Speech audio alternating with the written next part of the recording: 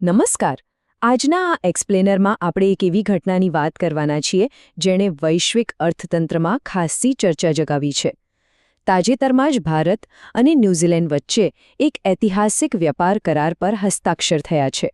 જુઓ, આ માત્ર કોઈ સામાન્ય સરકારી દસ્તાવેજ નથી, પણ દુનિયાભરમાં આર્થિક ડીલ ખરેખર કેવી રીતે કામ કરે છે તેનું આ એક એકદમ વ્યવહારુ ઉદાહરણ છે.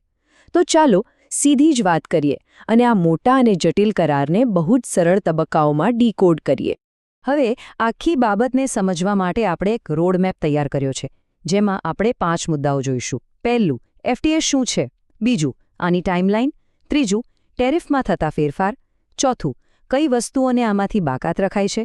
અને પાંચમું, માત્ર માલસામાન જ નહીં પણ તે સિવાય આ કરારની શું અસર થશે? તો સૌથી પહેલા તબક્કાથી શરૂઆત કરીએ. આ ઐતિહાસિક કરારનો પાયો આખરે છે શું? આ દ્રશ્ય જુઓ. આ બહુ જ સુંદર રીતે દર્શાવે છે કે આ માત્ર કાગળ પરની કોઈ ઔપચારિકતા નથી.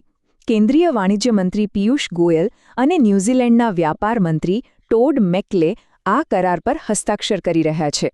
આ બે લોકશાહી દેશો વચ્ચે દ્વિપક્ષીય સંબંધોને વધુ ગાઢ બનાવવાની દિશામાં લેવાયેલું એક બહુ જ મોટું પગલું છે.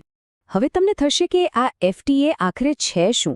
સરળ શબ્દોમાં કહીએ તો મુક્ત વેપાર કરાર એટલે બે દેશો વચ્ચેનો એક એવો કરાર જે આયાત અને નિકાસ પરના ટેક્સ અને અવરોધો ઘટાડે છે.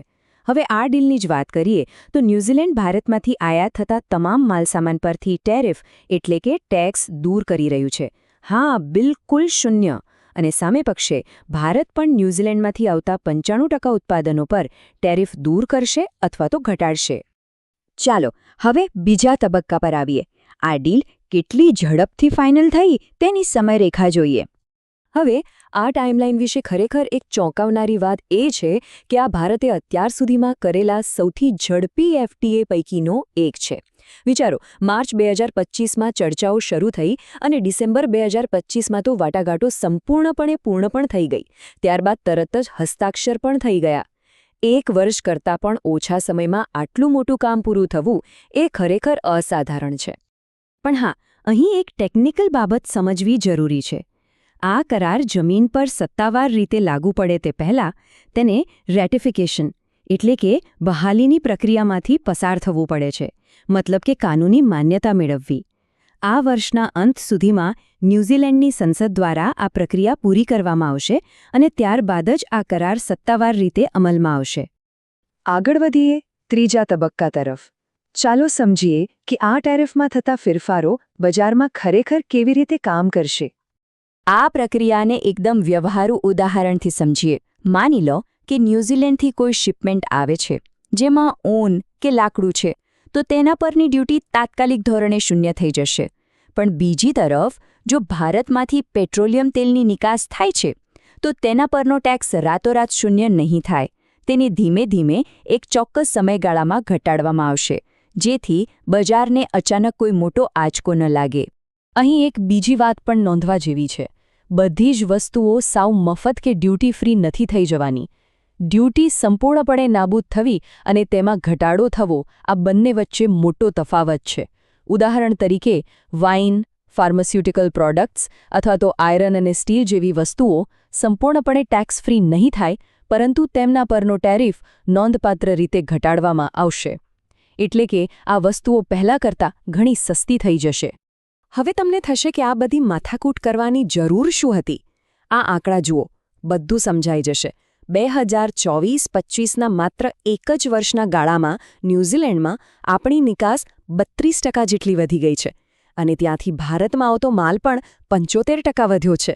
મતલબ કે વેપારનો પાયો પહેલેથી જ મજબૂત હતો, બસ આ કરાર તેને એક નવી સ્પીડ આપશે. ઓકે, તો હવે પહોંચ્યા છીએ ચોથા તબક્કા પર. આ બહુ જ ક્રિટિકલ છે, કારણ કે વેપાર વધારવાનો અર્થ એ નથી કે આપણે આપણા ઘરના ઉદ્યોગોને નુકસાન પહોંચાડીએ. જુઓ, બહુ જ સીધી વાત છે. ન્યૂઝીલેન્ડ તેની ડેરી પ્રોડક્ટ્સ માટે આખી દુનિયામાં પ્રખ્યાત છે. પણ ભારતે બહુ જ સ્માર્ટલી દૂધ, ચીઝ કે ક્રીમ જેવી આઇટમ્સને આ કરારની બહાર રાખી છે. તેવી જ રીતે ડુંગળી અને મકાઈ જેવી ખેત પેદાશોને પણ બાકાત રાખી છે. શા માટે? બહુ સ્પષ્ટ છે, આપણા પોતાના સ્થાનિક ખેડૂતો અને પશુપાલકોને સુરક્ષિત રાખવા માટે. આ ભારતના પક્ષે લેવાયેલો એક બહુ જ વ્યૂહાત્મક નિર્ણય છે. અને હવે આપણો છેલ્લો 5મો તબક્કો. આ ડીલ માત્ર માલસામાનના આદાનપ્રદાન પૂરતી સીમિત નથી, તેનાથી ઘણું વધારે છે. અહીંયા ન્યૂઝીલેન્ડના પ્રાઇમ મિનિસ્ટર ક્રિસ્ટોફર લક્સનનું આ સ્ટેટમેન્ટ બધું જ કહી જાય છે. તેઓ સ્પષ્ટ કહે છે કે આ માત્ર વેપાર નથી, પરંતુ એક એવો સંબંધ છે જે દર વર્ષે વધુ વિશાળ, ગાઢ અને ઉત્સાહવર્ધક બનશે. આનો સીધો અર્થ એ છે કે આ કરાર સંરક્ષણ, રમતગમત અને ઇનોવેશન જેવા અનેક ક્ષેત્રો માટેના દરવાજા ખોલે છે. હવે જરા આ આંકડા પર નજર કરો. $20 બિલિયન. જી હા, $20 અબજ. ન્યૂઝીલેન્ડે આગામી 15 વર્ષોમાં ભારતમાં $20 અબજ રોકાણને પ્રોત્સાહિત કરવાની સ્પષ્ટ તૈયારી બતાવી છે. એટલે કે આ માત્ર સીમાઓ પર ટેક્સ ઘટાડવાની વાત નથી, પણ ભારતમાં મોટા પાયે વિદેશી મૂડીરોકાણ લાવવાનો એક માસ્ટર પ્લાન છે. તો આખરે આ $20 અબજનું રોકાણ જમીન પર શું અસર કરશે? આનાથી આપણા નાના ઉદ્યોગો એટલે કે MSMEs અને મેન્યુફેક્ચરિંગ સેક્ટરને જબરદસ્ત બૂસ્ટ મળશે. અને સૌથી અગત્યની વાત, આપણા વિદ્યાર્થીઓ અને કુશળ પ્રોફેશનલ્સ માટે હવે ન્યૂઝીલેન્ડમાં કામ કરવું કે અભ્યાસ કરવો પહેલાં કરતાં ઘણું જ સરળ બની જશે.